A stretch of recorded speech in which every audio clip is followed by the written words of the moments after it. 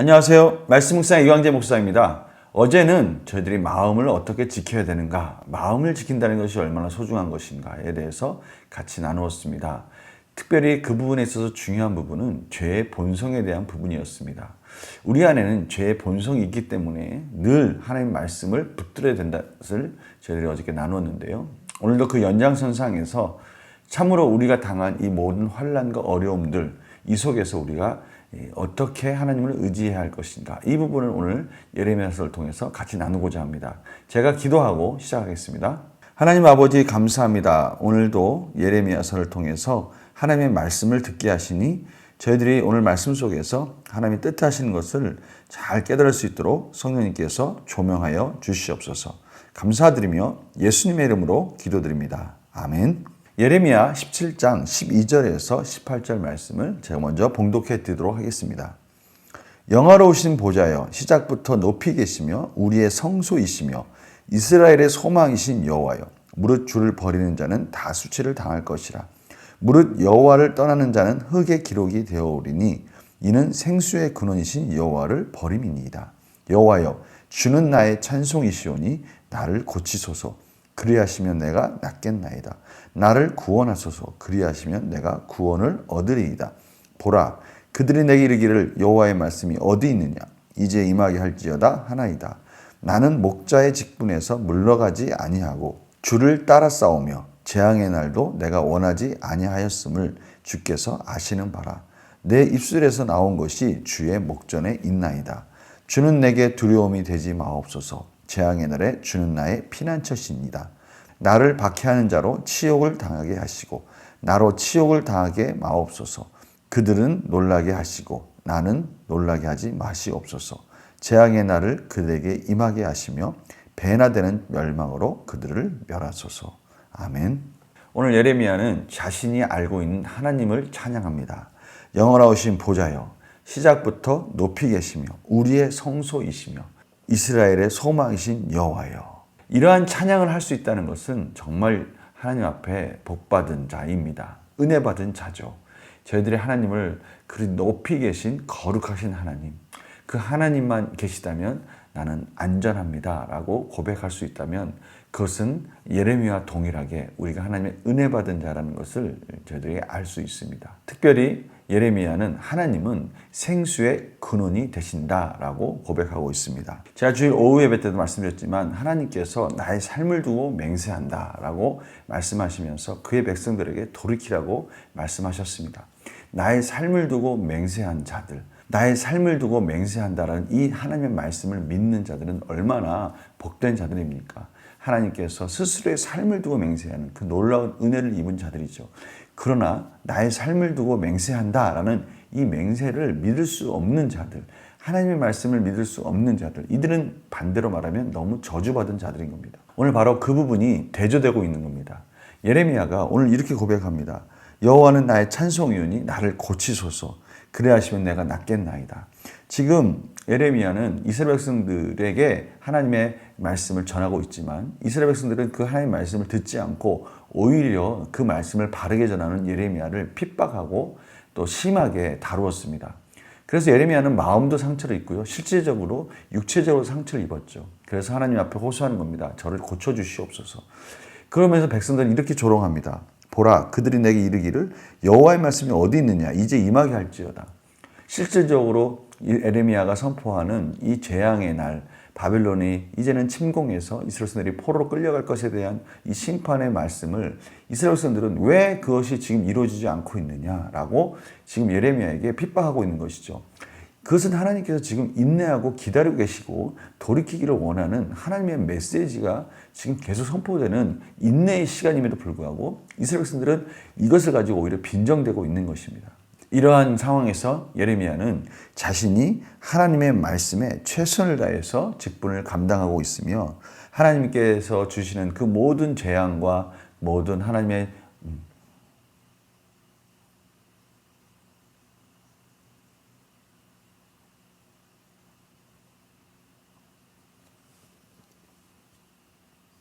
그러면서 예레미야는 자신은 하나님이 주신 이 목자로서의 직분을 소홀히 하지 않았으며 하나님의 말씀하시는 그 재앙의 날도 자기가 말하는 것이 아니라 하나님의 말씀임을 다시 한번 확인하면서 자신은 오직 하나님만을 붙들고 하나님만이 나의 피난처라는 것을 고백하면서 자기를 핍박하는 자에 대해서 하나님께 맡기면서 오늘 말씀을 마무리하고 있습니다. 오늘 말씀을 더 문제를 풀어가면서 이러한 상황이 무엇인가에 대해서 다시 한번 나눠보도록 하겠습니다. 내용 관찰 질문입니다. 예레미야는 하나님을 어떤 분으로 고백하십니까? 하나님에 대한 예레미야의 신실한 고백이 12절에서 14절 그리고 17절에 나와 있습니다. 12절 볼까요? 영화로우신 보좌여 시작부터 높이 계시며 우리의 성소이시며 이스라엘의 소망이신 생수의 근원이신 여호와 주는 나의 찬송이오니 나를 고치실 분이시고 나를 구원하실 분이시다 라고 그렇게 고백하고 있습니다. 그 17절에는요. 재앙의 날에 주는 나의 피난처가 되신다. 이러한 고백을 통해서 예레미야는 앞으로 닥칠 여러 가지 재앙 속에 오직 하나님께만 제가 달라붙겠습니다. 하나님께만 의지하겠습니다. 라고 그렇게 고백하는 것이죠. 두 번째 문제입니다. 심판의 메시지를 들은 유다 백성은 어떻게 반응합니까? 15절입니다. 보라 그들이 내게 이르기를 여호와의 말씀이 어디 있느냐? 이제 임하게 할지어다 하나이다. 그들은 예레미야를 빈정대고 있는 것이죠. 여호와의 말씀이 재앙이 온다고 그러는데 어디 오고 있느냐? 빨리 재앙이 온다고 그랬으니 빨리 재앙이 오게 해라 라고 예레미야를 핍박하고 있습니다. 이 말씀을 통해서 참으로 이스라엘 백성들이 하나님의 말씀에 귀를 기울이지 않는 것은 물론이고요. 그 마음이 얼마나 완악해 있는지를 저희들이 알 수 있습니다. 연구와 묵상 질문 보겠습니다. 예레미야는 왜 심판의 메시지에 안일하게 대처하는 유다 백성과 달리 하나님께 피난처가 돼 주시라고 간절하게 요청합니까? 이 부분이 참 중요한 부분입니다. 똑같이 재앙의 날을 맞이하게 될 텐데요. 예레미야라고 이스라엘 백성이 아니지 않습니까? 예레미야도 동일하게 이 재앙의 날을 맞이할 것입니다. 그런데요, 다른 점이 있습니다. 두 가지가 다르죠. 하나는 재앙의 날이 임할 것이라는 것에 대한 분명한 믿음이 있습니다. 그러기에 또 하나가 다른데요. 이 재앙의 날에 구원해 주실 분은 여호와 하나님밖에 없다는 것도 알고 있는 것이죠. 이것이 이스라엘 백성들과 다른 점이죠. 이스라엘 백성들은 재앙이 임할 것이라는 것을 무지하게 모르고 있는 이스라엘 백성들이기에 하나님을 경외하는 자로 돌이키지도 않을 것이며 하나님의 말씀에 귀도 기울이지 않을 것입니다. 이러한 모습 속에서 참 저희들에게 말씀하시는 하나님의 메시지가 분명히 있습니다. 느낀 점 볼까요? 예레미야가 하나님을 온전히 의지하지 않았던 모습을 회개하며 피난처 되신 하나님께 엎드린 것을 보며 무엇을 느낍니까? 바로 이 부분입니다. 예레미야도 그렇고 이스라엘 백성들도 그렇고 재앙의 날이 임한다는 것에 대해서 모른다면 아마 하나님 앞에 무릎 꿇지 않을 겁니다. 그러나 예레미야는 알게 된 것이죠. 재앙의 날이 임할 것이고 그 재앙의 날이 얼마나 무서운지를 알기 때문에 하나님께 기도하면서 저는 하나님께 매달립니다. 하나님께 딱 달라붙습니다. 마치 히스기야 왕처럼 히스기야 왕이 자기가 질병에 걸려 죽을 것이라는 것을 알고 하나님께 딱 달라붙어서 저는 하나님만 의지합니다. 하나님께 제가 매달릴 수밖에 없습니다라고 고백했을 때 하나님께서 히스기야 왕을 15년 연장해 주셨듯이 지금 예레미야도 재앙의 날이 임할 것에 대한 분명한 인식이 있으니까요. 하나님께 매달리고 있습니다. 저희들이 이 부분에 대한 자각이 필요한 것이죠. 이 시대가 얼마나 말세지 말에 얼마나 힘든 시기를 저희들이 걸어가고 있습니까? 저희들의 삶에도 시시각각 유혹의 손길이 있고요. 하나님 말씀에 떠나게 만드는 많은 것들이 저희들 삶의 곳곳에서 저희들을 흔들고 있습니다. 이 시대가 우상을 섬기기에 너무나 쉽고요. 하나님이 아닌 다른 것에 대한 유혹과 쾌락이 얼마나 많은지 모르죠. 이러한 부분에 대해서 우리는 늘 이 위험한 부분에 대해서 이 재앙의 날에 대해서 자각하고요. 하나님께 딱 달라붙어서 예레미야처럼 하나님만이 저의 피난처시고 구원자이십니다라고 하나님께 간절히 매달리는 우리의 삶이 필요하다는 것입니다. 이 부분에 대해서 분명한 분별력을 가져야 된다라고 오늘 하나님께서 말씀하시는 것입니다. 이 메시지에 저희들이 아멘하고 귀를 기울여야 될 것입니다. 그래서 결단과 적용도 그렇습니다. 내가 피난처 되신 하나님께 회개해야 할 기도 제목 무엇입니까? 오늘 저희들이 회개할 기도 제목은 분명히 있습니다. 우리의 삶 속에는 이 세상을 사는 동안에 이 말세를 지나가는 동안에 순간순간 넘어지지 않을 수가 없습니다. 중요한 것은요. 넘어지고 자빠지고 그 자리에 멈춰 있는 것이 아니라 빨리 일어나서 하나님 앞에 회개하고 다시 은혜를 구하는 겁니다. 피난처 되신 하나님, 정말 영원하신 하나님, 우리의 생수가 되신 하나님, 생명의 근원이 되신 하나님, 그분이 우리의 삶에 생수를 부어주시고 생수를 공급해 주셔서 하나님의 은혜로 다시 일어나도록, 하나님의 은혜로 승리하도록 하나님께 매달려야 된다는 것이죠. 어떻게 하면 예레미야와 같이 찬양과 고백으로 그 흔들리는 마음을 잡을 수 있을까?